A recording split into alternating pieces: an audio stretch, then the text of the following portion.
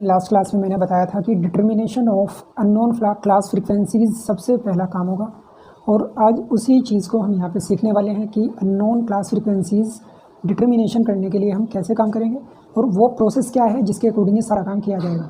Problem सामने आ चुकी है। Determination of unknown class frequencies, unknown frequencies को हमें यहाँ पर डिटरमाइन करना है।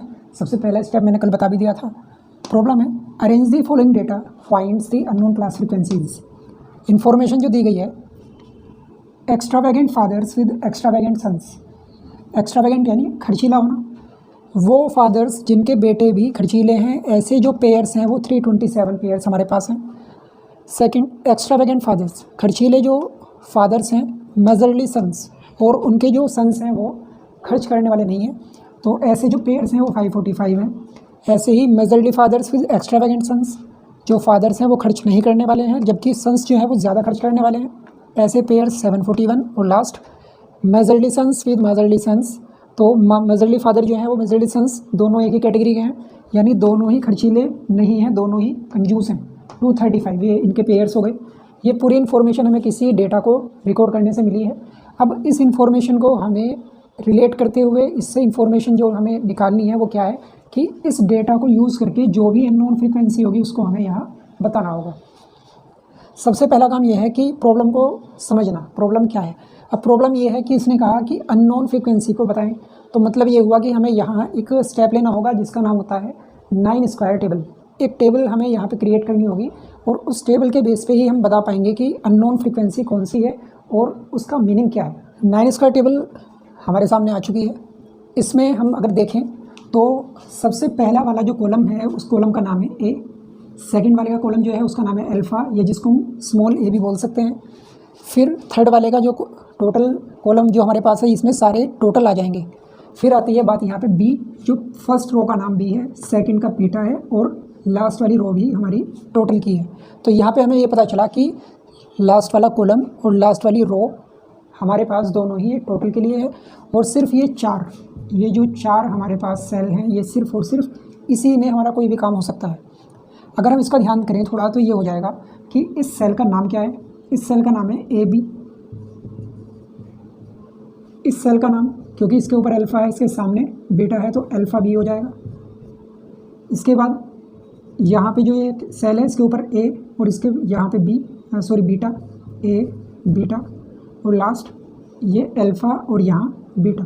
तो ये इस तरह से इन सेल्स का हमने नाम दे दिया है। अब जो टोटल की बात आ रही है तो ए वाले टोटल इसके नीचे जो लिखा जाएगा वो टोटल ऑफ ए होगा। ऐसे ही अल्फ़ा के नीचे टोटल ऑफ अल्फ़ा, और यहाँ टोटल जो आएगा ये टोटल प्लस ये टोटल, ये हो जाएगा ग्रैंड टोटल जिसको हम कहते हैं एन। के अलावा जो बी का टोटल है वो यहाँ पे इस तरह से, और यहाँ बीटा का टोटल इस तरह से। ये जो हम सभी ब्रैकेट्स लगा रहे हैं, ये सभी ब्रैकेट्स जो हैं सारे टोटल्स को शो करने वाले हैं। इन ब्रैकेट्स का मीनिंग ही ये है कि ये टोटल ऑफ वैल्यू है। ये हुआ 9 स्क्वायर टेबल का बेसिक सा जो इसका परफॉर्मा है। अब इसे यूज़ करने का तरीका क्या है? तो उसके लिए वही तरीका होगा जो मैंने कल आपको बता दिया था, इसका बेस बताते हुए कि हमारे पास जो भी वैल्यूज़ हैं, जो भी हमारे पास एट्रीब्यूट्स आए हैं, उन एट्रीब्यूट्स को सबसे पहला काम ये है कि उन्हें अपने पास से कोई बेस दिया जाएगा। बेस देने के लिए हमें उसने दो वैल्यू बताई हैं, एक्स्ट्रावेगेंट और मेजरली। ये दो चीज़ें हैं। अब एक्स्ट्रावेगेंट भी दो तरह से है, एक्स्ट्रावेगेंट फादर्स भी हैं और एक्स्ट्रावेगेंट सन्स भी हैं। तो यहाँ पे हम इनको थोड़ा सा तरीका बदलेंगे। वो कैसे हो जाएगा? हम कहेंगे late extravagant fathers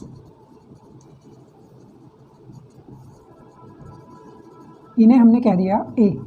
extravagant fathers को हमने ए से डिनोट कर रहे हैं, बल्कि टोटल अभी नहीं कर रहे हैं, इसका सिर्फ डिनोट कर दिया कि एक्स्ट्रावेगेंट फादर जो है वो ए है। अब एक्स्ट्रावेगेंट फादर का रिवर्स क्या हो जाएगा, इन्वर्स क्या हो जाएगा? वो हो जाएगा मेजरली फादर्स। तो इसको हम कर देंगे मेजरली, और मेजरली का कौन सा? फादर्स। मेजरली फादर्स यानी एक्स्ट्रावेगेंट का रिवर्स। तो उनको हम क्या कह सकते हैं? वो हो जाएंगे ए का रिवर्स, यानी ए का उल्टा हो जाएगा। अगर हमने यहाँ अल्फ़ा लिखा है तो यहाँ पे अल्फ़ा लिखेंगे, और अगर हमने यहाँ पे स्मॉल ए माना है तो स्मॉल ए ही लिखा जाएगा। ये हो गया है एक्स्ट्रावेगेंट फादर्स के और मेजरली फादर्स के डिनोट्स। इसके बाद आता है इसमें एक्स्ट्रावेगेंट सन्स और मेजरली सन्स। तो ऐसे यहाँ हो जाएगा एक्स्ट्रावेगेंट सन्स, इनको हम क्या कह सकते हैं? दूसरी जो वैल्यू बन जाएगी वो बी बन जाएगी। और ऐसे ही मेजरली सन्स ये हो जाएंगे बीटा। क्लियर है? ये दोनों चीज़ें हमने डिनोट कर ली हैं। Extravagant fathers A, extravagant sons B, majorly fathers alpha, majorly sons beta. यानी एक्स्ट्रावेगेंट फादर्स का रिवर्स उल्टा जो उसका बनता है वो मेजरली बनता है, यानी खर्चीले का उल्टा क्या बनेगा? कंजूस होना। ऐसे ही खर्चीले जो बेटे हैं, जो सन्स हैं, उनका उल्टा बनेगा मेजरली। तो ऐसे ए का रिवर्स अल्फा, बी का रिवर्स बीटा। ये इन्फॉर्मेशन होने के बाद अब हम यहाँ थोड़ा सा काम करेंगे इसके साथ। वो क्या होगा? यहाँ से जो ए बी अल्फ़ा बीटा हमारे पास है, इन कैरेक्टरिस्टिक्स को, इन नेचर्स को हमें बना के वहाँ लिखना है कि इनका मतलब बनता क्या है। वो यहाँ पे लिख के दिखा देंगे। कैसे होने वाला है? एक्स्ट्रावेगेंट फादर्स को हमने क्या कहा है? ए। एक्स्ट्रावेगेंट सन्स को हमने क्या कहा है? बी। तो 327 का जो मीनिंग हो जाएगा वो हो जाएगा ए बी। क्लियर होगी बात? इसके बाद एक्स्ट्रावेगेंट फादर जिसको हम बोल रहे हैं ए, मेजरली सन्स है हमारे बीटा, तो इसको हम कह सकते हैं ए बीटा। इसमें है फिर miserly fathers with extravagant sons. Miserly fathers को हम कह रहे हैं अल्फा और एक्स्ट्रावेगेंट सन्स को हम कह रहे हैं बी। तो हम इसको कह सकते हैं miserly fathers with extravagant sons alpha B. Last miserly fathers with miserly sons, miserly fathers alpha, majorly sons beta. तो अल्फा बीटा सब कुछ आ गया। अब यहाँ से फिर वैल्यूज़ को उठा के सिर्फ यहाँ रखना है। ए बी की वैल्यू हो जाती है 327, A B 327, A beta 545, A beta देखो कहाँ पे है? A beta 545। इसके बाद अल्फ़ा बी की वैल्यू बन जाती है 741 और लास्ट में अल्फ़ा बीटा बन जाता है 235। ये सारी बेसिक वैल्यूज़ हमने यहाँ पे लिख दी हैं। अब जो उसने कहा था अननोन क्लास फ्रिक्वेंसीज बतानी है, उसको करने के लिए कोई बड़ा काम नहीं है। सिर्फ क्या करना है? टोटल लिखना है। कैसे? बी का टोटल कैसे माना जाएगा? 327 + 741 इज इक्वल टू, यहाँ पे आ जाएगा तो 1068। क्लियर है? यानी इन दोनों का टोटल यहाँ, ऐसे इन दोनों का टोटल यहाँ 545, 235, 780, 545 और 327 तो 872। ये टोटल हो जाता है 741 + 235 976। और इनका टोटल यहाँ और इनका टोटल यहाँ हमेशा इक्वल आएगा। तो ये हो जाएगा 1068 और 780 1848। इस तरह से हम लिख सकते हैं कि कोई भी वैल्यू इसमें अगर मिसिंग है तो वो इस तरह से निकल जाएगी। और ये लिखने के बाद हम इससे पूरी इन्फॉर्मेशन हमारे सामने आ जाती है, जिसको हम आगे वाले स्टेप के लिए रेडी कर सकते हैं।